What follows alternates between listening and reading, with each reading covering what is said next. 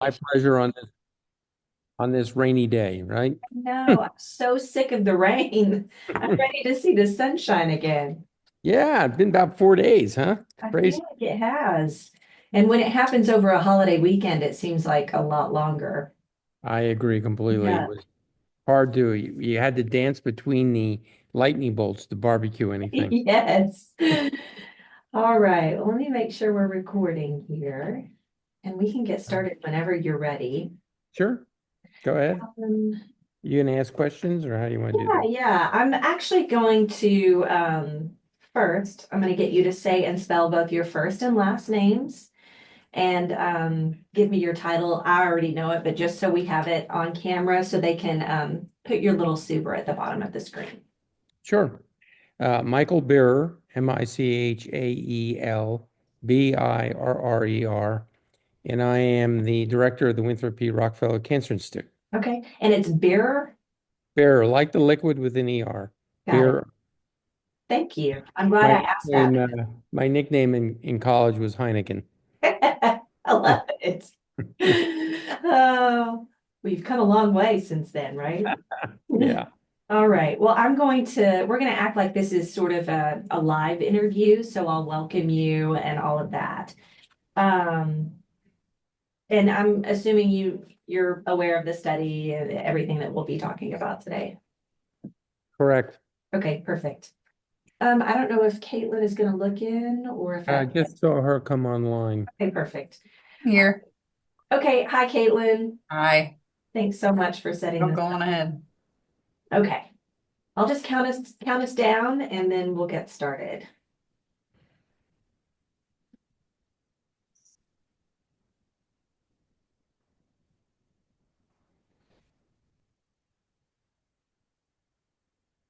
Showing Caitlin your name up on the screen. Want to make sure we're not recording on that.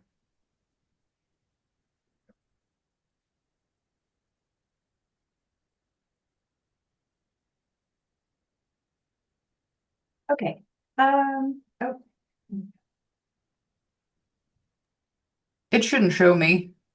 I won't be talking, so it shouldn't right. show me. I wanted to make sure that we start off with us on screen instead of your name on there. Do you see that on your end?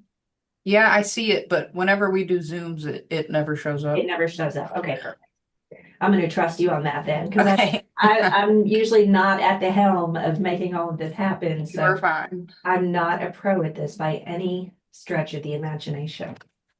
Okay, here we go. I'll count us down in three, two, one. Well, I'm joined today by Dr. Michael Beerer. He's the director of the UAMS Winthrop Rockefeller Cancer Institute. Dr. Beerer, thanks so much for being with us today. My pleasure. Delighted to be here. Let's talk about this recent study from the National Institutes of Health that some say provides the most complete picture yet of early onset cancers. Break down for us exactly what this study shows. Yeah, I can summarize from what I call 40,000 foot level um, view that, and it's an important study in that it looks at a fairly large number of cancer patients and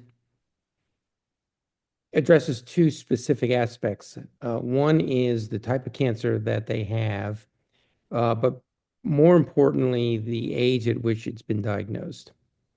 And this flies along with really accumulating evidence over the last, I would say, 10 years. Certainly, it's picked up steam in the last 5 years. Um, with other studies which have noted that while the overall statistics for cancer are quite good, actually, the number of patients dying from cancer, even the incidence of cancer is dropping um, as we move forward. These studies have suggested that the age distribution at which patients are being diagnosed with cancers is uh, substantially changing. And the poster child for this, I can say, is colorectal cancer, where there's been multiple reports now of men and women in their under 50 age group, some as early as 35 being diagnosed with colorectal cancer. So obviously, this is new information. It's striking information, and it's got a lot of people concerned about that. It isn't restricted to colorectal. These trends in this article have shown other tumors, other cancers, of course, are also showing in younger age groups. And so it's important information. We need to know about that. The public needs to know about that, and physicians need to know about that. Now, the good news, if you want me to give you a quick analysis on this, I'm happy to do that. The good news is that, in my opinion, there is some statistical quirks in this that patients and people, general public, should know about. So, for instance, in colorectal cancer, the recommended screening age was relatively recently changed from 50 to 45. And that was done because of some of this data I just quoted you. But what that means is that people are under the age of 50 now are undergoing screening approaches that historically they might have waited to 50. But we know colorectal cancer takes a while to develop. So some of these individuals who would have been found to have cancer at 50 are now being screened with colonoscopy, for instance, and being found to have this tumor between 45 and 50. So that goes into this new data, and you can see what's happening. It's a shift, and these patients who normally would have been discovered at 50 are now being discovered at 45, 50. It's relatively the same tumor, but we're finding it earlier. So it looks like the incidence, the how these tumors occur is shifting to earlier patients. In fact, that's not the case. It's the same tumor. Now, there is good news with that. In addition, that because we're identifying them earlier, it's likely they're smaller, and it's likely they can be cured by surgery. So that's all good news. And I think that's applicable to the other tumors that are being detected at earlier stages and earlier times. The poster child before colorectal, frankly, is breast cancer.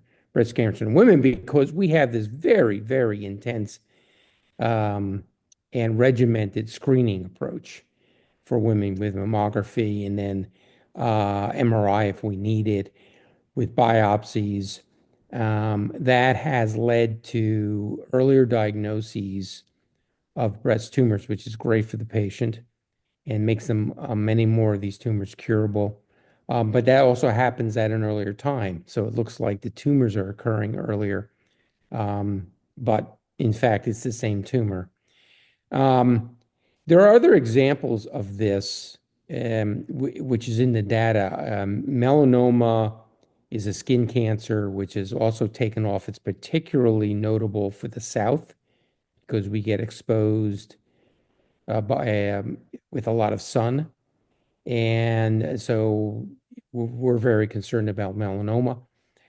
The dermatologic approach to melanoma is much more aggressive than it ever was in the past. And so we're identifying many of these lesions now as very, very small, either preneoplastic lesions, meaning a precancer, if you will, or very small cancers. All of that, again, is good because the smaller they are, the more likely they're curable. But there's a sort of an ominous side to this. Putting aside the lead time bias, we call that a lead time bias when, because we're screening now, we shift to earlier times, lead time biased, which is completely depending on screening.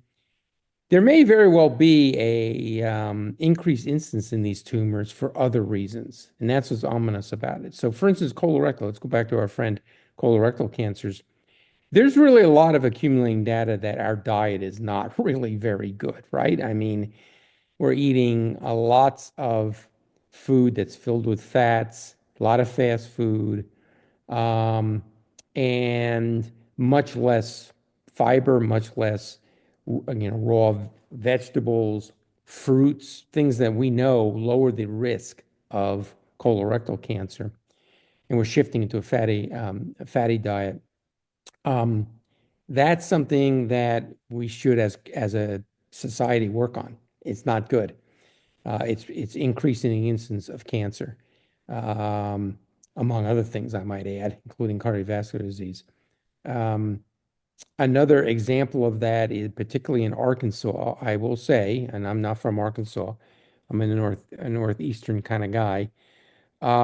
We have a epidemic of obesity in this state. A lot of that also is from diet. A lot of that is from these fatty foods, fast foods, rather than fruits and vegetables. Some of it, though, is just from inactivity. We're in a natural state. People need to get out of the house and do activities. And we don't do enough of that. And what that does with increasing BMIs, body mass indexes, which is another way of measuring obesity, is it increases the incidence of certainly endometrial cancer, which I can tell you, I've seen the statistics. I treat a lot of ovary, endometrial, and cervix cancer, is an epidemic in this state. Now, luckily, some of those tumors are early. Postmenopausal women will bleed. You'll find it out early. You can do a hysterectomy, and a certain proportion of them will be cured. But of course, it's a cost to the system. And those hysterectomies have morbidity and mortality in itself because it's an operative procedure. But unfortunately, not all of them are found early. And so this epidemic in endometrial cancer is causing an increased mortality in endometrial cancer for the state. The other poster child added to the epidemic of obesity is breast cancer. There's just no doubt that it increases the incidence of breast cancer. Some of that's going to be triple negative breast, which is really a deadly form of breast cancer, and we have a lot of it in this state. And there, it's combined with a bad diet, increased body weights, but combined with a lack of appropriate screening in certain areas. Those areas I would emphasize are rural areas and the Delta. And of course, the Delta is fairly rural, but there's also non-Delta rural areas where transportation's a problem. Um, Patients and women don't even have cars where they can drive to a center to get mammography. So all of that is a problem, and that adds to the critical nature of this. I will say that at the Winthrop P. Rockefeller Cancer Institute, we are very proud to say that come the end of November, we will have 6 vans, 3 of which will carry mammography units. So they will go to these areas. We will schedule it, and women can get a first-rate mammogram and have it reviewed at UAMS for screening. And then the other 3 vans are going to be carrying a low-dose CT scan, which is used for lung cancer screening. And the number one killer in this state is lung cancer. And that's not surprising because we have a terrible tobacco abuse problem in the state. So all of that is, it's challenging. Some of it's statistical, but a lot of it's real. A lot of it's is this new incidence of early cancers is being promulgated by bad lifestyle choices, tobacco abuse, obesity, so on and so forth. But we and others are, gearing up to try to solve it. Well, you kind of touched a little bit on what my second question was, and that was what's driving these numbers, what's causing these trends. It seems as though researchers feel like they need to study that more to try to figure out exactly what's causing it. It's probably a combination of a lot of what you said. In light of that, and in light of what you see there at the Cancer Institute, if you can touch a little bit on the importance of medical research and the importance of funding for medical research. Yeah. Well, it's a particularly notable time to be talking about that.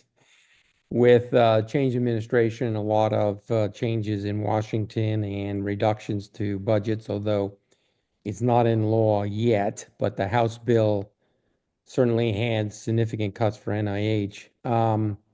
I think it's going to be very challenging. I've been in the business about 40 years. There are inefficiencies in biomedical research. I'm the first one to admit that. But the extent and the degree of the reductions in these budgets will have a real impact. And so we're going to have to work both on the political level to try to put some, I would call it common sense information into this. We certainly should describe what it may mean for patients. I mean, I think our ethical obligation is to do that. And then finally, on our own level, to try to find creative ways to do cutting edge research, which we needs to be done, but do it with budgets that are going to be smaller. Team science, new technologies are ways of doing really great research and maybe saving a little bit on the dollar. And so we're already thinking in those terms. But I do think on a political level, both with our congressional delegation and from a scientific and clinician level, we need to make the case for this. It's legitimate. It's real. We want to help patients. And so I've got my fingers crossed we'll be successful at that. Well, overall, with this study, some people may be alarmed by it, and others that have sort of been hinting at the same thing, cancer rates among younger people rising. What's the big takeaway you would say for people who are concerned about this and anything they could do to minimize their risk?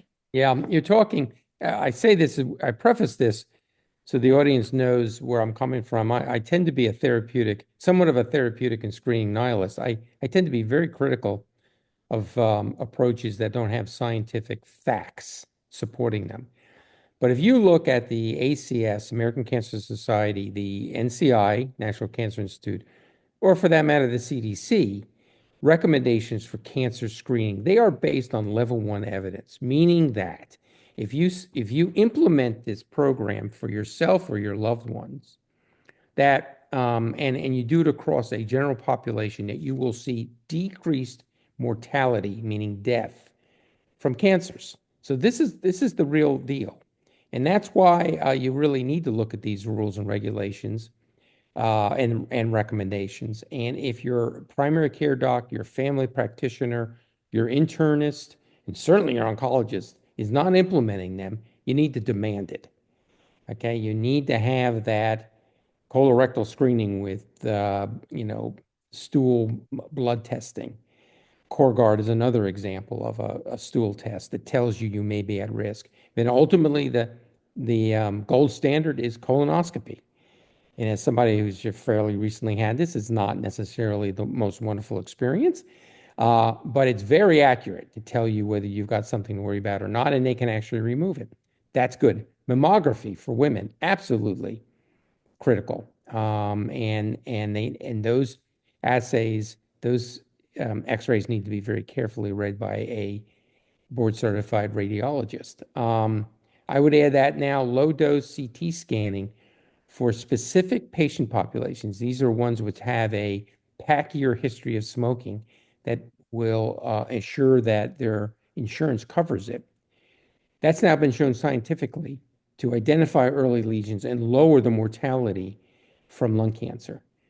If you've been out in the sun a lot and you're fair-haired, you should be having regular appointments with dermatologists to look at you. They'll even photograph your back and compare it the next time they see you to see whether something has developed. And this is all tried and true. And then again, for the ladies, particularly HPV, if you want to take it one step further, for prevention, HPV vaccination has been shown to be very effective. I know that's a controversial issue, but people should discuss it, and they should discuss it with their gynecologic oncologist or their OBGYN or their family practitioner. That's available as a prevention measure. But at a minimum, if they're not interested in HPV prevention, then pap smears are standard of care, and that will detect whether there's something abnormal on the cervix that you need to worry about. So there's all sorts of great screening assays. There are ways of dealing with these new numbers. I would recommend people, um, you know, um, knowledge is power. You've got the knowledge. There are assays and screening techniques that can help. So don't get focused too much on any of the negativity with these results. You've got a way to solve it. Sort of going to switch gears here now, but the Cancer Institute there at UAMS is on a quest to receive National Cancer Institute status. If you can give us an update on that process and the impact that you believe that designation could have on cancer patients in Arkansas and the state as a whole. Well, you're covering everything today, aren't you? I love that. Yes, so this has been for me, it's been a 4.5, 5 year sojourn journey to get an application in for NCI designation. For UAMS and the Winthrop P. Rockefeller Cancer Institute, it really dates back to 1984. They've been at this for a while. But since I've come in 2020, I've been working on that. We're actually made a huge amount of progress. I don't want to go through the whole litany, but I will say we've hired 31 lab-based researchers. We filled 31,000 square feet of lab space. They've brought in $23 million of peer review NIH grant funding, which I think is astonishing. This has all been required. So I think we're where we need to be on that. We've gone from 40 patients on clinical trial per year to 260 last year, which is, you can figure it out, it's about a 300% increase in clinical trial activity. It is where we need to be, although this year we're aiming for 300. So that's very solid. Our community outreach and engagement is probably the latest thing we've worked on. We now have a new associate director running that. We have a full statewide navigation program. And these people will educate the populace about what we just talked about, screening. They'll talk about prevention. They'll talk about other elements of education. God forbid someone is diagnosed with cancer. They will help navigate those patients to a talented, legitimate infrastructure where they can seek the appropriate treatment. That doesn't necessarily have to be a UAMS. We collaborate with the community on this.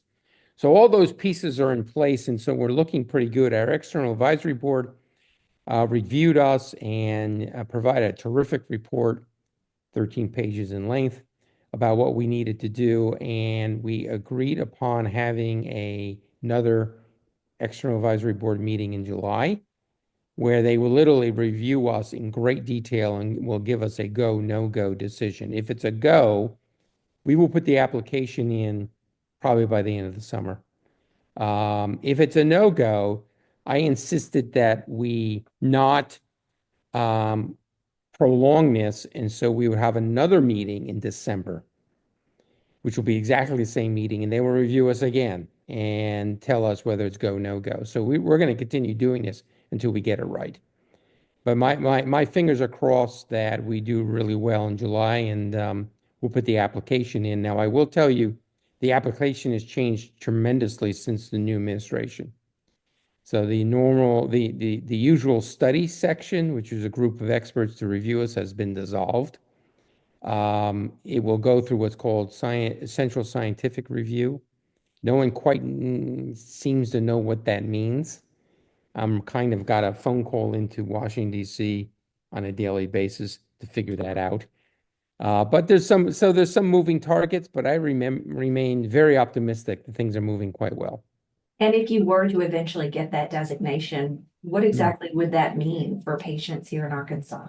Yeah, that's really a great question because that's where the rubber meets the road. So it will ensure on a very high level that the services that are offered from the Winthrop P. Rockefeller Cancer Institute will be among the very best. I mean, they put a very high standard on this. So everything we just talked about, screening, that will all be, for lack of a better term, enforced. And as we expand our contact, if you will, with the catchment area, our catchment area is the entire state of Arkansas, we will ensure that that's provided for the populace. And that's really important. So they're going to get terrific care. The clinical trials will continue their expansion and will be applied to the entire state. So nobody in this state who has advanced cancer, God forbid, should die without being offered a clinical trial. And I can tell you that's not the case now. You're out in the Delta. I know women who have lived a natural history of triple negative breast. They've never, ever been offered a clinical trial. That's outrageous. Should never happen. So that'll happen. And then there are some added benefits to this I do like to talk about, which is, and because I saw this when I was up at Harvard, I did my internal medicine training in Mass General, and at that time, across the river, the Charles River, was Cambridge, and the only two good things in Cambridge was Harvard and MIT. There was nothing else. All the textile mills had shut down because of, foreign competition. It was really, it was very depressing. I come back in 2007 because I went back to lead the Gyn Cancer program. They had, it wasn't even recognizable. They had every pharmaceutical and biotech company known to mankind with a headquarters in Cambridge, right across the river. So if I wanted to do a clinical trial on something, I just had to pick up the phone and call them, and they would just come into MGH or the Brigham and test it. There's no reason we can't have that right here in Little Rock. There's no reason we couldn't have 70 to $100 million worth of pharmaceutical companies and biotech companies right here in Little Rock. Why? Because they've got their employment base. You know what that is? That happens to be all the graduates coming out of UAMS and all the graduates coming out of U of A. Great, well-trained, smart young people who want to look for a job. That's who Pfizer, that's who AstraZeneca are going to be hiring. Then they also need great hospitals to test their drugs in. Well, lo and behold, we got UAMS, terrific hospital base, great functioning. We're now collaborating with Baptist. We're going to be opening trials there. So they'll have terrific hospital infrastructure to test their drugs. So there's just no reason why we couldn't build a biotech park, if you will. I'm not going to speak for the mayor, but they could even provide some tax incentives for this. That's going to imply a lot of employment, a lot of course, corporate taxes, a lot of local taxes. We estimate between 70 to 120 million. And that could happen very rapidly. So there's there's an additional economic benefit, which I think the local politicians, congressional delegation, and the governor would love. Well, Dr. Beer, we know you're a busy man. We appreciate your time today. So thanks so much for being with us. I really enjoyed this. Thank you very much. Bye-bye. Bye-bye. Thank you. Bye, thank you. When is this going to air, Beth? I'm not exactly sure, but I'll Okay. let you know, and I'll let you know which show it's going to be on. Okay, Okay. sounds good. Thanks, Caitlin. No problem. Bye-bye.